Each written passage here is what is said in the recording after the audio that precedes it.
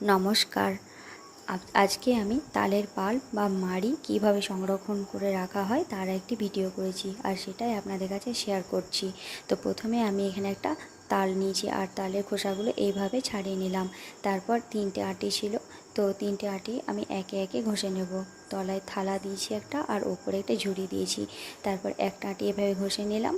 তো এইভাবে ঝুড়ির সাহায্যে ঘষলে কী হয়, আঁশগুলো আটকে যায়, আর যে পাল্প বা মাড়িটা পাওয়া যায় সেটা বেশ না ছাকলেও মোলায়েম হয়।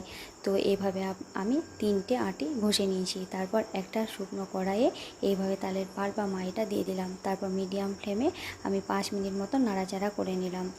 তারপর গ্যাসের ফ্লেম অফ করে আমি ভালো করে ঠান্ডা করে নেব। তারপর এয়ারটাইট বক্সের মধ্যে ভরে সেটাকে ফ্রিজে 4 থেকে 5 দিন মতন সংরক্ষণ করে রেখে দেব। তারপরে যে কোনো দিন আপনারা যদি ভাবেন তালের কোনো রেসিপি করব, তাহলে আপনারা সেটা বের করে করতে পারেন।